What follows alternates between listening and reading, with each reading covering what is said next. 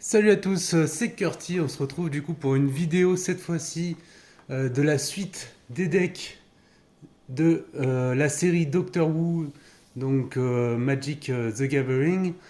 Donc on a ici le deuxième deck que je vais vous présenter, donc qui est le deck vert, blanc et bleu. Deck qui a pour nom d'ailleurs, qui a pour nom, je vais vous retrouver ça tout de suite.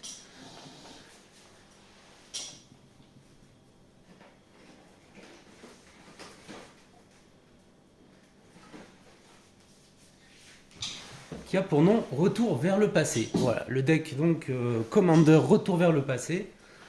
Donc il y a des couleurs, comme je vous disais, vert, blanc, bleu, et qui est représenté par ce personnage. Donc comme je l'ai dit déjà dans l'ouverture du premier deck, je ne connais pas du tout la série Doctor Who, donc je ne sais pas si c'est un personnage de la série ou pas, j'imagine, mais voilà.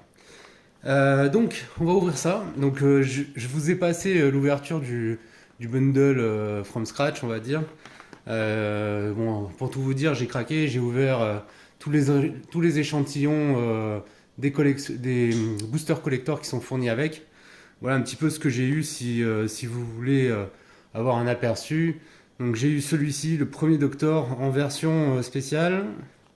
J'ai eu Astrid Pef, je sais pas si on les voit bien, hop, Astrid Pet, donc qui est une créature légendaire humaine 2-2. À chaque fois qu'elle arrive sur le champ de bataille ou attaque, vous créez un jeton nourriture. Et elle a une capacité, votre rêve se réalise. À chaque fois que vous sacrifiez un indice ou une nourriture, elle explore. Voilà, donc pour 2 mana. Bon, c'est pas mal, ça peut en tout cas bien rentrer dans des decks nourriture et tout ça. Un petit tyrannosaure enflammé, pareil, qui fait pas mal de choses. Bon, 7 mana, c'est une 5-5, menace. Elle a paradoxe. Paradoxe, c'est donc à chaque fois que vous lancez un sort depuis votre autre part que votre main, le tyrannosaure enflammé inflige 3 blessures à n'importe quelle cible. Mettez un marqueur, puis mettez un marqueur plus un sur le tyrannosaure enflammé. Donc vraiment pour les jeux qui lancent des sorts depuis l'exil, on sait qu'en rouge il y en a pas mal, donc assez intéressant. Et au-delà de ça, il fait aussi que quand il meurt, il inflige un nombre de blessures égal à sa force à chaque adversaire. Donc voilà, une belle petite créature je trouve. J'ai eu également Graham O'Brien, donc pour 2 mana, une créature légendaire humain et pilote, qui est une de 2, qui a paradoxe. À chaque fois que vous lancez un sort depuis autre part que votre main, vous créez un jeton de nourriture. Et il est compagnon du docteur. Voilà. J'ai eu également l'identité fracturée, que je vous ai déjà présenté, non je crois pas. Je me souviens plus, peut-être dans le deck d'hier. Exilé donc un permanent non terrain ciblé, chaque joueur, autre que son contrôleur, crée un jeton qui en est une copie. Donc moi je trouve ça vraiment pas mal parce que ça permet d'exiler un peu tout et n'importe quoi sauf un terrain. Donc déjà rien que ça c'est assez sympa. Et en plus derrière vous en créez une copie pour vous. Donc non seulement c'est double peine, hein, non seulement vous l'enlevez de la main adversaire, enfin du champ de bataille de l'adversaire, mais en plus vous le récupérez de votre côté. Donc moi j'aime bien cette petite carte. Une désinfection temporelle. Donc tout ça c'est du full art, hein, vous l'avez certainement remarqué, puisque ce sont des cartes des boosters collector. Donc désinfection temporelle pour 5 mana. Je pense que c'est une réédition, en tout cas il y a une carte qui est un peu dans le même genre. Je me souviens plus si c'est le même nom exact ou pas. Vous renvoyez une créature que vous contrôlez dans la main de son propriétaire et vous détruisez toutes les créatures. Donc, ça permet de garder quand même une créature à soi vivante. Également le Valéyard, donc pour 5 mana, un 4-5, c'est un Time Lord des Nobles. Donc ça vous l'avez vu par contre dans le deck que je vous ai déjà présenté, ça j'en suis sûr. Si un adversaire devait être confronté à un choix révoltant, il est confronté à ce choix une fois de plus. Donc ça c'est cool. Et pendant le vote, vous pouvez voter une fois supplémentaire. Donc, voilà. Et également une carte que je vous avais déjà présentée dans le deck précédent, les Maîtres du Mal. Le Maître Crépuscule de Gallifrey, donc pour 4 mana, c'est une 4-3. Les faire payer. À chaque fois qu'une créature artefact non jeton que vous contrôlez meurt, vous pouvez l'exiler. Si vous le faites ainsi, choisissez un adversaire avec le plus de points de vie parmi vos adversaires. Ce joueur est confronté à un choix révoltant, il perd 4 points de vie ou vous créez un jeton qui est une copie de cette carte. Voilà. Voilà, on a fait le tour. Donc tout ça, c'est ce que j'ai eu.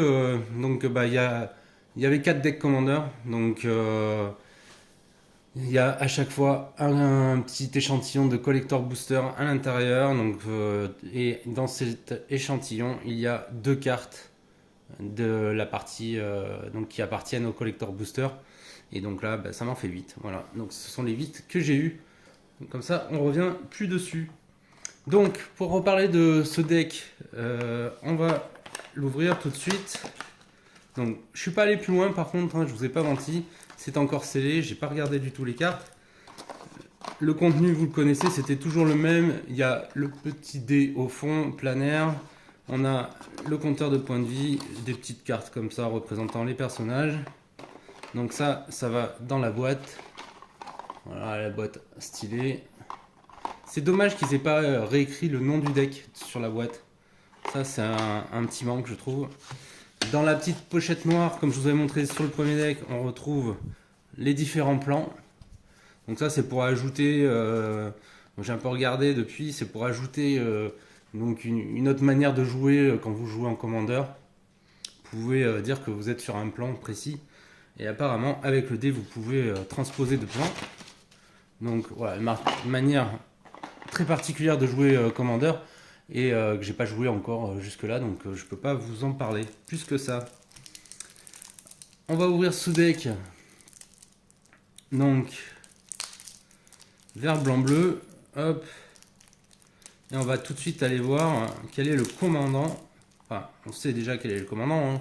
Le commandant c'est lui, le 4e docteur. Si j'arrive à ouvrir la boîte, enfin, le plastique, ça y est.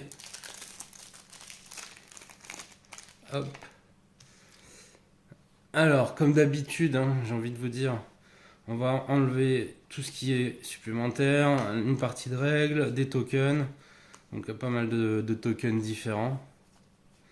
Voilà, ce sont des doubles faces sur les tokens. Ok. Je vais enlever, alors ça, je vais le garder de côté. Hop, je vais enlever les terrains. Donc, comme dans l'autre deck, pas trop de terrains normaux. Pas trop de terrains de base, comme on doit les appeler maintenant. Ce qui signifie qu'ils ont mis pas mal de double terrain. Bon, c'est pas étonnant à partir du moment où ce sont des decks 3 couleurs. C'est pas étonnant qu'ils nous procurent finalement pas mal de decks, de terrain multicolores, etc. Donc c'est bon, voilà. En tout cas, mais c'est cool quand même. Donc le 4e docteur. Donc une créature légendaire. Alors c'est pour 4 mana hein, du coup. 2 incolores, 1 vert, 1 bleu. Vous allez invoquer le docteur Time Lord, créature légendaire, donc, qui est apparemment le 4e docteur, je ne sais pas pourquoi, ne connaissant pas la série. C'est une 4/4, vous pouvez regarder la carte du dessus de votre bibliothèque à tout moment, voilà, tout simplement. Donc c'est le commandeur privilégié dans ce deck, on va voir, il y en a toujours 2 qui sont donnés. On va voir quel est l'autre. Ah, j'avais pas lu. C'est une capacité en dessous, j'avais même pas fait attention. Donc vous voulez 1, c'est une capacité.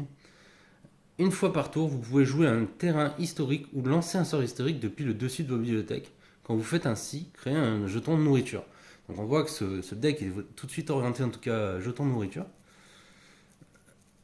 Et donc du coup c'est pas trop mal, hein, parce que vous pouvez regarder à tout moment la carte de dessus de vos bibliothèques. Et puis du coup si c'est un sort historique ou un terrain historique, vous pouvez le jouer une seule fois par tour, mais bon quand même. C'est pas mal de card advantage comme on dit. Donc ça c'est pas mal. On a par la suite, donc là bah, c'était la carte un peu épaisse, hein, Commander, et puis la vraie carte que vous allez jouer, que vous pouvez jouer dans le deck, si jamais vous ne l'utilisez pas, qui est donc foil. Voilà. C'est pour ça qu'on a ces 2 versions-là. Ensuite, on a Sarah Jane Smith, donc pour 2 mana, 1 blanc, 1 incolore, une humain et détective 2/1 à chaque fois que vous lancez un sort historique, enquêtez. Cette capacité ne se déclenche qu'une seule fois par tour. Donc on l'a pas répété pour enfin on l'a pas indiqué tout à l'heure, je l'ai pas indiqué pour la carte Commander. Qu'est-ce qu'un sort historique? Les artefacts, les légendaires et les sagas sont historiques. Voilà. Donc, ce qui est vraiment pas mal dans le fait que ce soit des historiques, c'est les légendaires.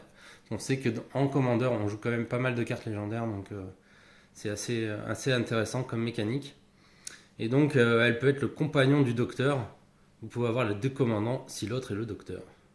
Donc, on pourrait carrément jouer avec ces deux commandants à la fois. Et d'où les trois couleurs du deck. Voilà. Ensuite, donc, on va passer. Alors, je vais juste faire une modif par rapport à ce que j'ai vu dans l'autre deck tout à l'heure, enfin hier. Hop, c'est que voilà, les rares, ils nous les ont mis assez loin. Et j'ai envie de commencer quand même par les cartes rares. Donc, je suis désolé, je fais un petit changement dans le deck. Hop. C'est juste un changement d'ordre, hein, de présentation, c'est rien de plus. J'ai vu des belles cartes déjà. Voilà. Hop, on va remettre ça derrière les rares et on va pouvoir reprendre. Donc, on a une première rare, c'est Romana. Donc, pour 4 mana, un blanc, un blanc et 3 incolores. Et donc, une créature légendaire, Time Lord et scientifique. C'est une 3/3 vigilance. Pour un mana, vous l'engagez, vous créez un jeton engagé qui est une copie d'un jeton ciblé qui est arrivé sur le champ de bataille ce tour-ci. Et elle peut être aussi le compagnon. Donc finalement, soit Sarah, soit elle. Vous pouvez jouer en même temps que le commandant qu'on a vu tout à l'heure. Donc ok, bah c'est pas mal. Ça peut copier des jetons. Sauf qu'elle-même ne crée pas de jetons. Ah si, elle crée un jeton. Mais oui, voilà, elle crée un jeton d'une copie d'un jeton. Donc il faut qu'il y ait déjà un jeton qui soit sur le champ de bataille. Ensuite, on a Joe Grant. Donc pour 3 mana, un blanc et 2 incolores. Une 3/2, donc c'est un humain soldat, un légendaire. Chaque carte historique de votre main a le recyclage, donc ça c'est cool aussi. Recyclage 3 mana par contre, alors que généralement on a du recyclage à 2 mana, mais bon. Voilà, c'est 3 mana. Et à chaque fois que vous recyclez une carte, mettez un marqueur +1/+1 sur Joe Grant. Et elle peut être aussi le compagnon. Ok.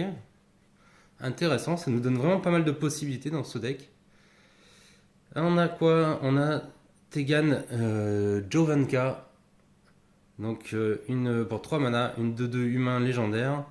Au cœur, sa capacité. À chaque fois que vous attaquez, une créature historique attaquante ciblée gagne +1/+1 et acquiert l'indestructible jusqu'à la fin du tour. Et elle peut être également le compagnon du docteur. Donc, comme je disais, beaucoup de manières de jouer le deck. Donc, Barbara White, donc pour 2 mana, un incolore et un mana blanc. Une 1/3, donc humain et conseiller. Elle a une capacité qui est professeur d'histoire. Les sagas que vous contrôlez ont la lecture rapide. La lecture rapide, c'est quoi? Au moment où une saga arrive sur le champ de bataille, choisissez un chapitre et commencez avec autant de marqueurs Sapiens. Les chapitres passés ne se déclenchent pas. Ah ouais, on peut passer directement à la fin d'un chapitre d'une saga. Ce qui peut, sur certaines sagas, être vraiment intéressant. Et donc, elle peut être aussi une compagnon du docteur. Assez cool. On a Ian Chesterton pour 3 mana, un blanc, 2 incolores, une 2/3, professeur de sciences celui-ci. Chaque sort de saga que vous lancez a la duplication. Le coût de duplication est égal à son coût de mana. Quand vous lancez cette saga, copiez-la pour chaque fois que vous avez payé son coût de duplication. Les copies permanentes arrivent sur le champ de bataille comme des jetons. Ok. Donc là, c'est vraiment spécifique pour les sagas. Intéressant. On va avoir également Perry Brown. Pour 4 mana, un blanc, 3 incolores, c'est une 2/3 humain.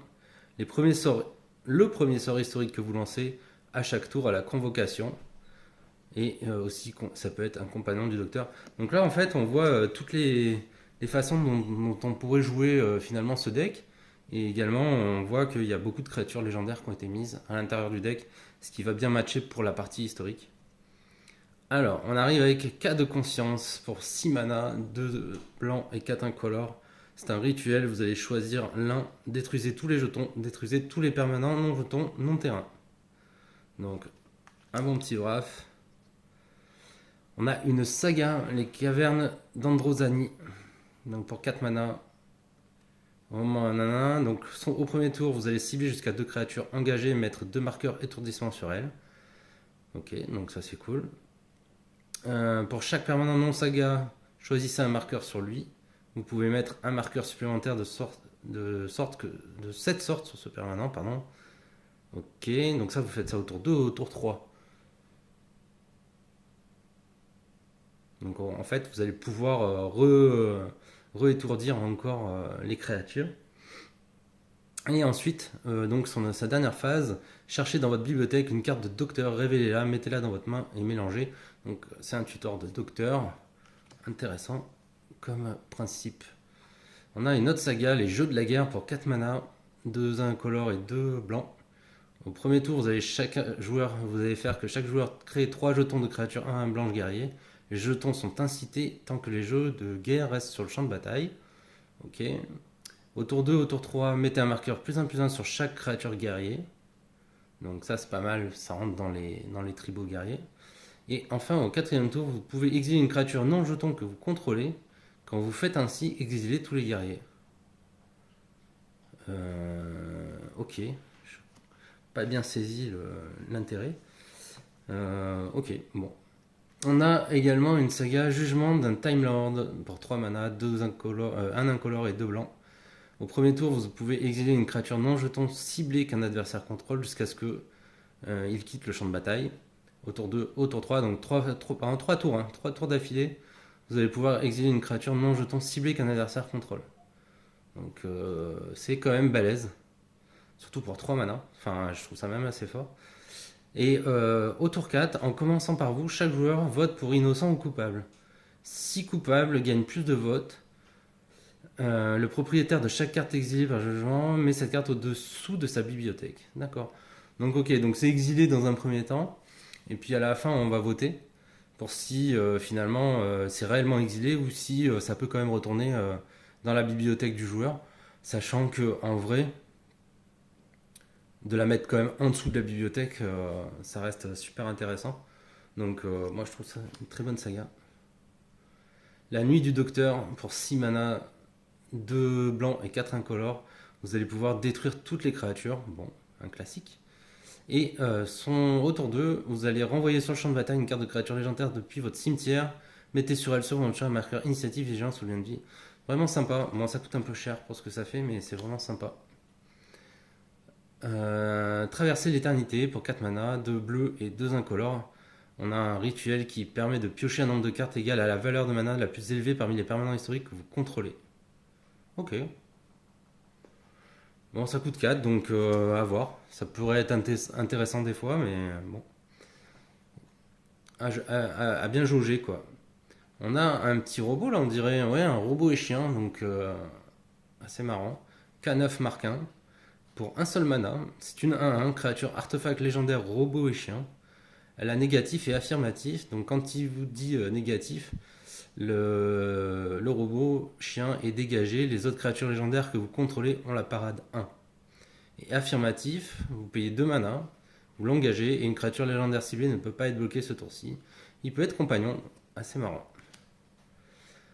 Celui-ci aussi peut être compagnon. Ah ok, donc en fait toutes les créatures légendaires du deck a priori peuvent être compagnons et à chaque fois permettre d'apporter finalement une modification dans la manière de jouer le deck commander.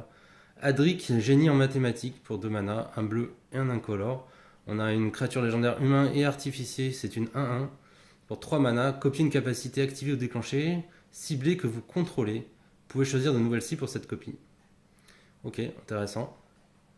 Et il a Ultime Sacrifice. Pour 2 mana, vous le sacrifiez, vous allez pouvoir contrer une capacité activée ou déclenchée ciblée. Et il peut être aussi donc compagnon du docteur. Nissa de Traken pour 4 mana. Un bleu, 3 incolores, une 3-4 humain et scientifique légendaire. Il n'y a pas de limite au nombre de cartes dans votre main.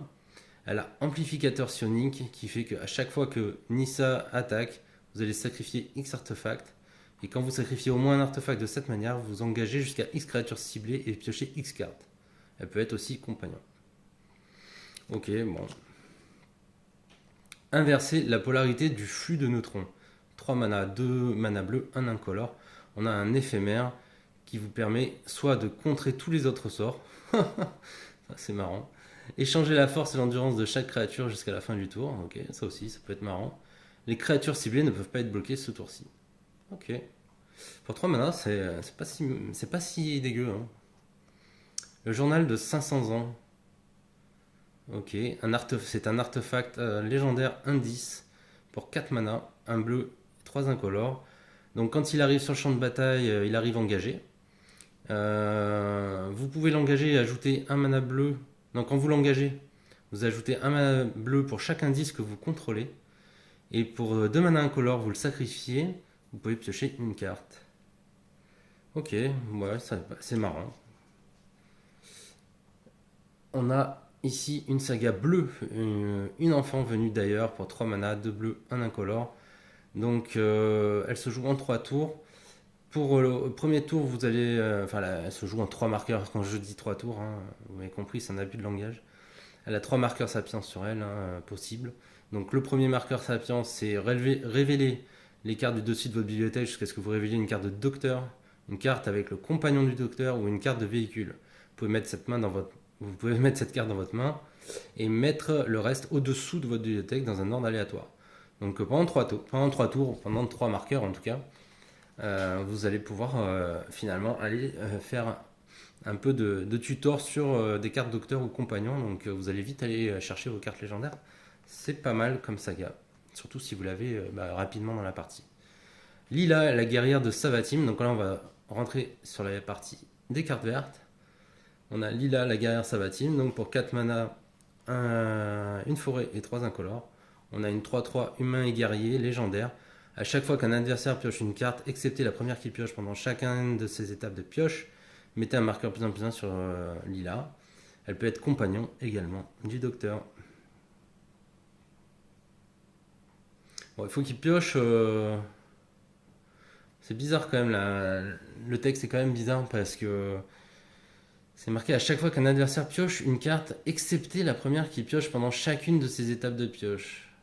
Ouais, donc ça. Donc il faut que l'adversaire pioche des cartes. Hein. Ace, la rebelle intrépide pour 4 mana, 1 vert et 3 incolores. On a une 2-2 humain et rebelle. Elle a Nitro 9.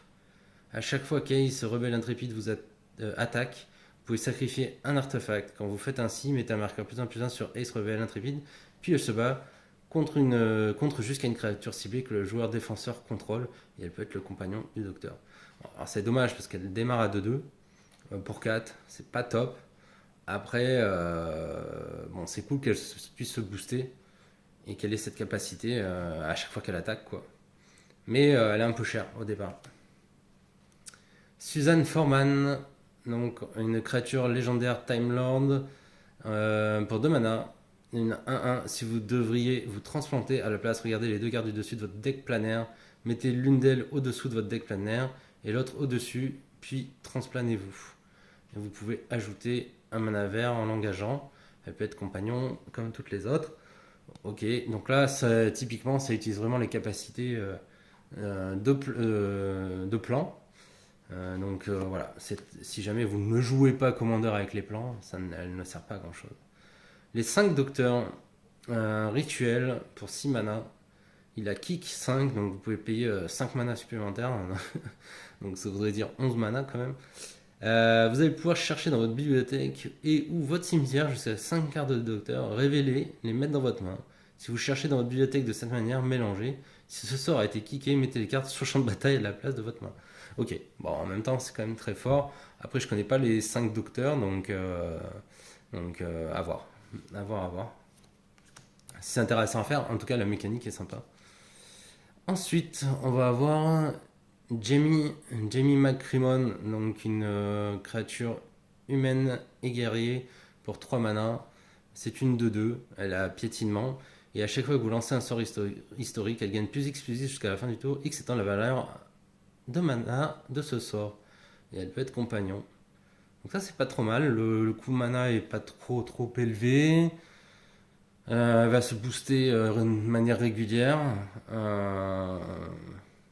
Je la trouve pas mal.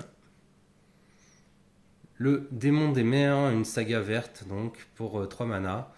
Vous allez d'abord créer un jeton de créature 2/2 verte extraterrestre et salamandre avec la traversée des îles. Intéressant. Au deuxième tour, vous faites pareil. Enfin, la deuxième fois, vous faites pareil.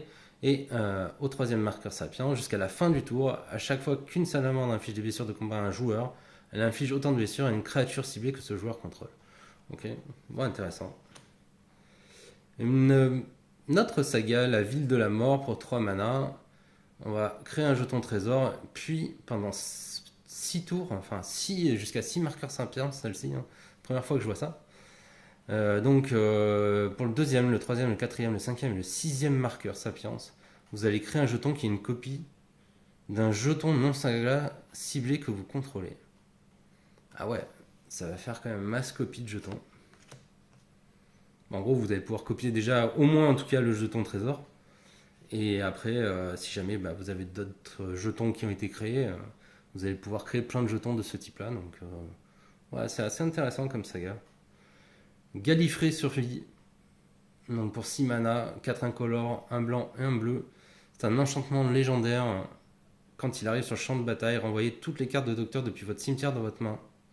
Au début de votre entretien, vous pouvez mettre sur le champ de bataille une carte de créature docteur de votre main, puis si vous contrôlez au moins 13 docteurs, vous gagnez la partie. Ah ouais, carrément quoi. Au début de votre entretien, vous pouvez mettre sur le champ de bataille une carte de créature de docteur de votre main. Putain, mais c'est tellement fort ça.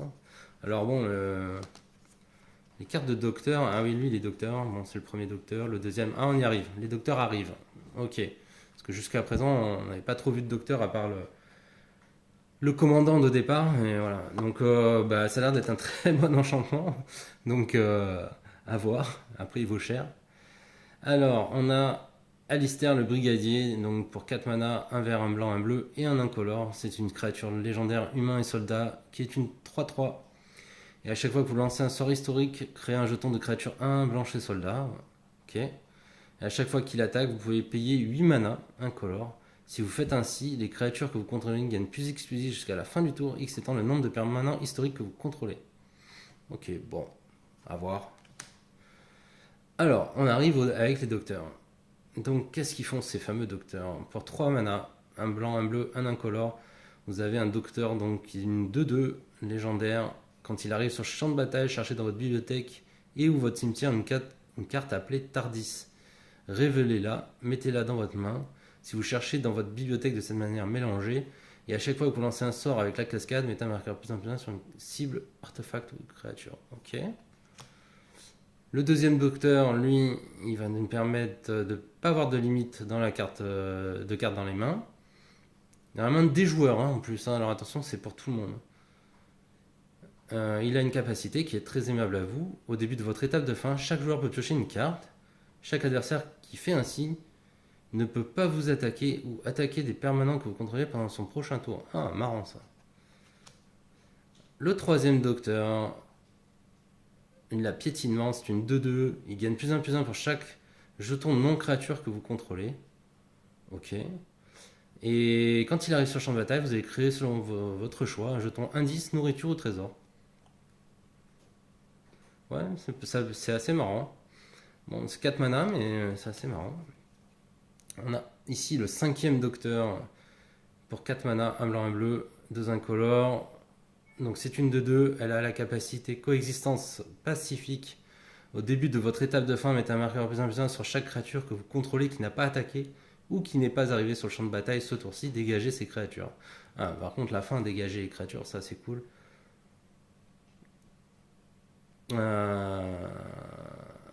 n'a pas attaqué ou qui n'est pas arrivé sur le champ de bataille, d'accord. Ouais, bon, quoi qu'il en soit, il me plaît bien, il est assez sympa, je trouve.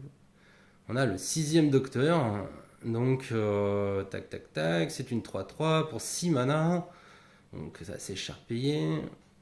Elle a une capacité qui est prérogative de Timeland. À chaque fois que vous lancez un sort historique, vous copiez, excepté que la copie n'est pas légendaire. Cette capacité ne se déclenche qu'une seule fois par tour. Ok, bon. D'ailleurs, pas mal de petites combos avec ça. Le septième docteur, on y arrive. À chaque fois que le septième docteur, donc c'est une 3/6 pour 5 mana. Hein. Et à chaque fois qu'il attaque, choisissez une carte dans votre main. Le joueur défenseur devine si la valeur de mana de cette carte est supérieure au nombre d'artefacts que vous contrôlez. S'il n'a pas deviné juste, vous pouvez la lancer sans payer son coup de mana. Si vous ne le lancez pas un sort de cette manière, enquêtez. Ah ouais, c'est assez sympa. On va voir maintenant le 8e docteur. Je sais pas combien il y en a. Ah, c'est le dernier a priori. Le 8e docteur. Donc, on se fait attaquer par un moucheron. Le 8e docteur, quand il arrive sur le champ de bataille, vous allez meuler 3 cartes. Et une fois pendant chacun de vos tours, vous pouvez jouer un terrain historique ou lancer un sort de permanent historique depuis votre cimetière. Si vous faites ainsi, il acquiert. Si ce permanent devait quitter le champ de bataille, exilez-le à la place de le mettre autre part. Hop, je vais devoir la relire. Donc c'était une 4-4, hein, j'ai oublié de le dire, pour 6 mana, pardon. Quand on y arrive, on meule 3 cartes, et une fois pendant chacun de vos tours, vous pouvez jouer un terrain historique ou lancer un sort de permanent historique depuis votre cimetière. Ouais, d'accord. Si vous faites ainsi, il acquiert et après on l'exile. Ok. Ouais, bon, c'est quand même cool, quoi. Parce que vous allez pouvoir jouer des cartes de votre cimetière, au moins une fois en tout cas, supplémentaire. Alors, on arrive sur Vrestin, le chef des Ménoptera. Ok. Donc on est sur un extraterrestre. Pour X, 2 forêts et une plaine. C'est une créature légendaire extraterrestre et insecte et éclaireur. Et donc c'est une 0, elle arrive sur le champ de bataille avec X marqueur +1/+1 sur elle, elle vole. Quand elle arrive sur le champ de bataille, vous allez créer X jetons de créatures 1, verte et blanche, extraterrestre et insecte avec le vol. Et à chaque fois que vous attaquez avec au moins un insecte, mettez un marqueur +1/+1 sur chacun d'eux. Ok, bon bah c'est une carte typique des cartes des jeux en tout cas vert blanc marqueur etc et token, donc bah, elle fait tout à la fois, c'est intéressant. Après ça coûte cher à lancer, mais le sergent John Benton pour 3 mana, un humain et soldat, c'est une 2/4 piétinement célérité. Il a la capacité partage d'informations. À chaque fois qu'il inflige des blessures de combat à un joueur, vous et ce joueur piochez autant de cartes.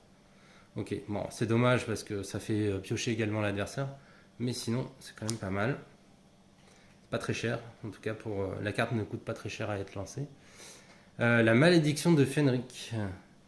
Donc une saga multicolore, verte-blanche. Le premier marqueur Sapiens, pour chaque joueur détruisé jusqu'à une créature ciblée que ce joueur contrôle.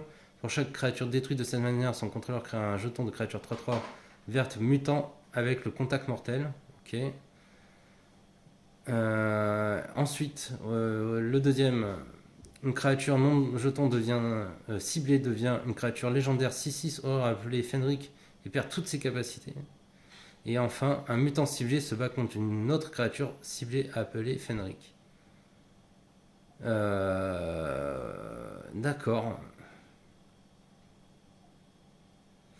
Bon, c'est pas mal. Bon, ça chamboule pardon, pas mal le board, mais ça peut être intéressant. Dugan, le détective privé pour 4 mana, un vert, un bleu, 2 incolores. La étoile, pour sa force et son endurance, c'est un humain et détective légendaire. Donc sa force et son endurance sont chacune égales au nombre de cartes dans votre main. À chaque fois que Dugan arrive sur le champ de bataille ou attaque, vous pouvez enquêter. Et il a une capacité, le coup de poing le plus important de l'histoire, pour 2 mana, un vert, un incolore, vous l'engagez, il inflige un nombre de blessures égal à 2 fois sa force à une créature ciblée, n'activez qu'une seule fois. N'activez qu'une seule fois. C'est même pas n'activer qu'une seule fois par tour. N'activer qu'une seule fois. Étrange. Assez étrange, je trouve. Alors, on a un petit véhicule maintenant. On a Bessie, le roadster du docteur. Donc, pour 2 mana incolore, hein, c'est une 3/4 célérité. Et à chaque fois que Bessie attaque, une autre créature légendaire ciblée ne peut pas être bloquée ce tour-ci. Et il a pilotage 2. Ok. On a la batte de baseball d'Ace.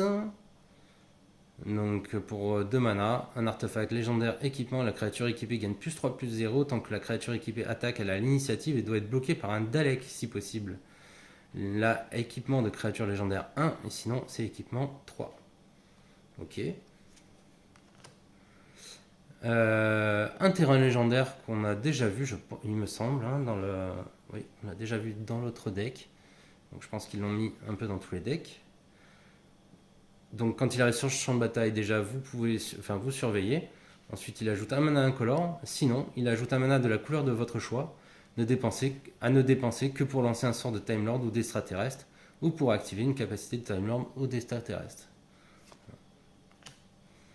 Un enchantement légendaire pour 4 mana, un blanc, 3 incolores. Les créatures légendaires que vous contrôlez gagnent +2/+2, tout simplement.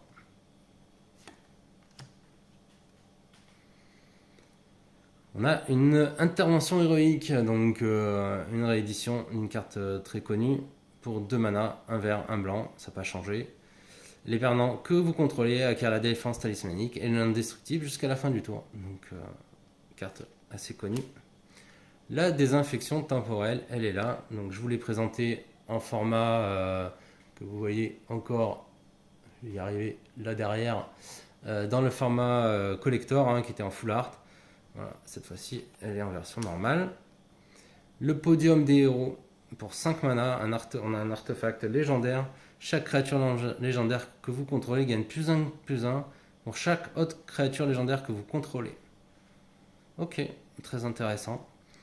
Pour X incolore, vous l'engagez, vous regardez les X cartes du dessus de vos bibliothèques et vous pouvez révéler une carte de créature légendaire parmi elles et la mettre dans votre main. Mettez le reste au-dessous de votre bibliothèque dans un ordre aléatoire. Ok, bah, super intéressant. Il me semble que c'est une réédition, je ne suis pas sûr, mais il me semble.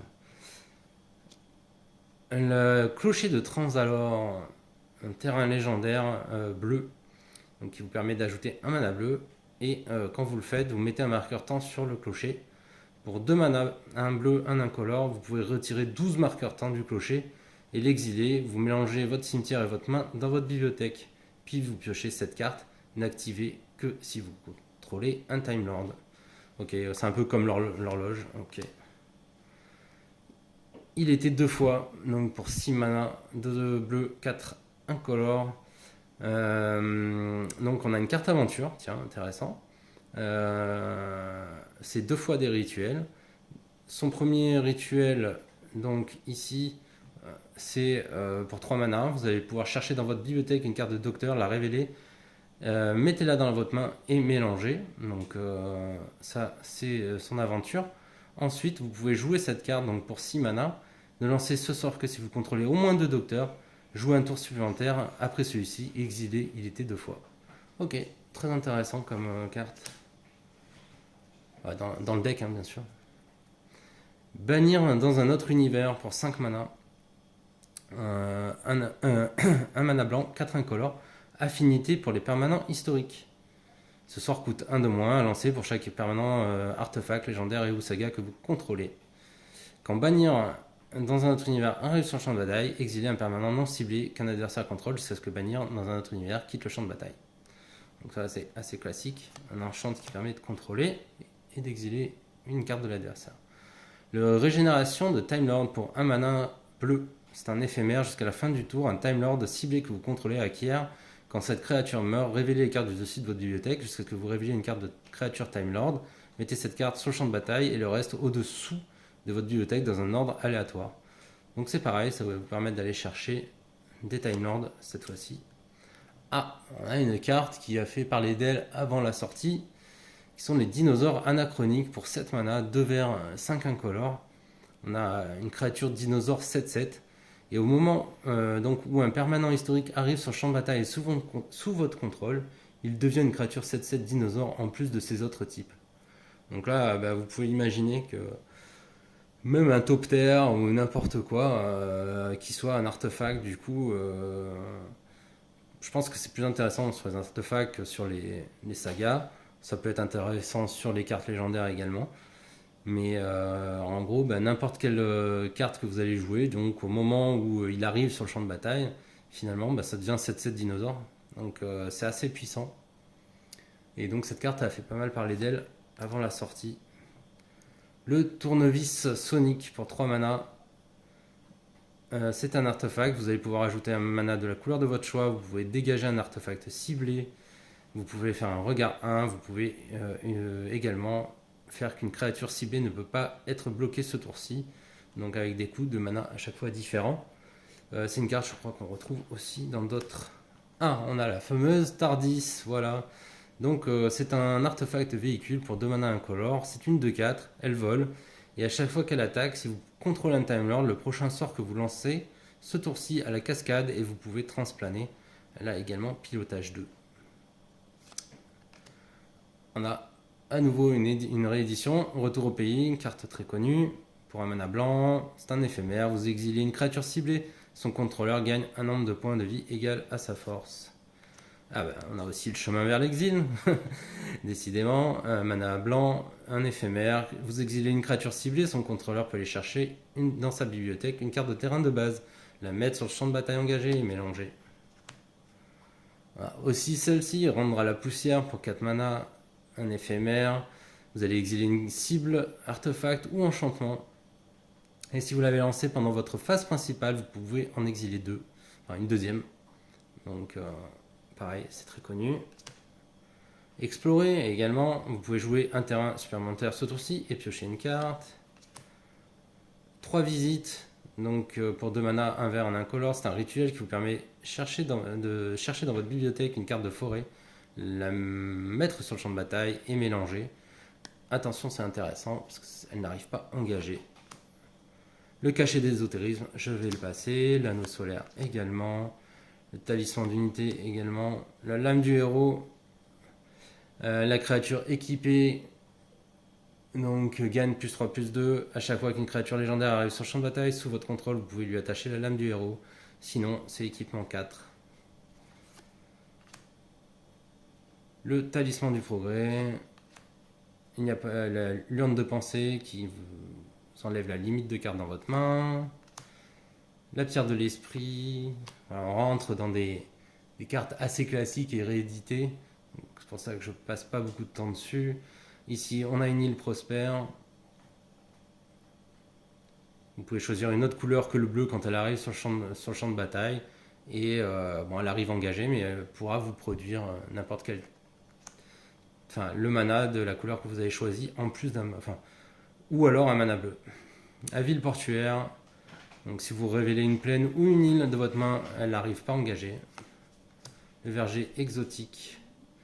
Il pourra vous permettre d'avoir un mana de la couleur en gros qu'un adversaire joue. Le temple de l'illumination vous permettra d'avoir un regard 1. Le village fortifié vous permettra, si vous révélez une forêt ou une plaine, de ne pas arriver engagé. La prairie ruisselante qui arrive pas engagée si jamais vous contrôlez déjà 2 terrains. La même chose pour la canopée. La prairie de sol herbe qui vous permet pour un mana incolore de créer 2 mana. Le temple de la profusion qui vous permet de faire un regard 1. La terre érable irriguée qui arrive engagé mais qui a un recyclage 2.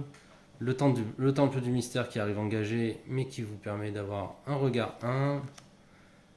Le lacis palvigne qui fait que si vous révélez une forêt ou une île de votre main, il n'arrive pas engagé.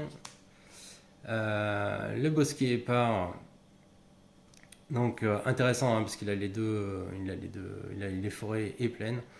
Donc il arrive engagé mais il a recyclage. La colonnade céleste, tiens celle-là je la connais pas. Elle arrive engagée, elle peut produire soit du mana blanc, soit du mana bleu. Et pour 5 mana, 3 incolores, 1 blanc, 1 bleu, jusqu'à la fin du tour, la colonnade céleste devient une créature 4/4 blanche et bleue élémentale avec le vol et la vigilance. C'est toujours un terrain. Ok, intéressant. Donc la plage désertée qui arrive engagée à moins que vous contrôliez déjà 2 terrains. La forteresse glaciaire arrive sur le champ de bataille engagée à moins que vous contrôliez déjà 2 terrains. La canopée d'horizon qui vous permet très intéressant donc si vous payez un point de vie vous pouvez donc elle n'arrive pas engagée celle-là déjà et quand vous payez un point de vie elle vous permet de créer donc du mana vert ou du mana blanc, mais surtout si jamais vous payez un mana incolore et vous la sacrifiez, vous pouvez piocher une carte. La terre agricole envahie, Elle arrive engagée, à moins que vous contrôliez déjà 2 autres terrains. Le bosquet gorgé d'eau, donc pareil que l'autre de tout à l'heure qui permet de piocher une carte. Celle-ci, elle arrive engagée à moins que vous contrôliez 2 terrains. Celle-là, vous pouvez générer 2 mana. Lui, il permet de vous générer un autre mana que du vert, suivant ce que vous avez choisi au départ. La même chose avec le blanc. La lande cendreuse, elles ont recyclage de terrain, donc elle vous permet de recycler la carte. La citadelle maritime permet de créer donc les 3 types de mana du deck. La tour de commandement que vous connaissez certainement et la voie de l'ascendance. Voilà, on a parcouru tout ce deck, donc je ne sais pas ce que vous en pensez. Moi, je l'ai trouvé assez rigolo, je pense, à jouer.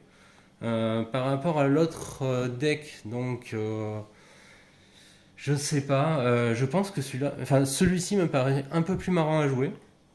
Il fait la part belle donc aux cartes historiques. Donc, donc voilà, il y a certainement moyen de le compléter, de le changer. Il y a certainement moyen de prendre quelques cartes aussi et de les mettre dans d'autres decks historiques. Si vous jouez déjà des decks historiques. Il y a une carte, on a vu, qui était intéressante à mettre dans des decks également basés sur donc blanc-vert, basé sur les tokens et sur les marqueurs. Voilà, il y a de bonnes cartes aussi qui ont été rééditées, hein, comme le chemin vers l'exil et les retours au pays, l'intervention héroïque. Voilà, donc pas mal de petites choses intéressantes dans ce deck. Et moi j'ai hâte de le tester tel quel en tout cas déjà pour voir ce qu'il peut donner. Voilà, bon, j'espère que ça vous a plu et puis on va bientôt passer au 3e et au 4e deck. A très bientôt, ciao ciao.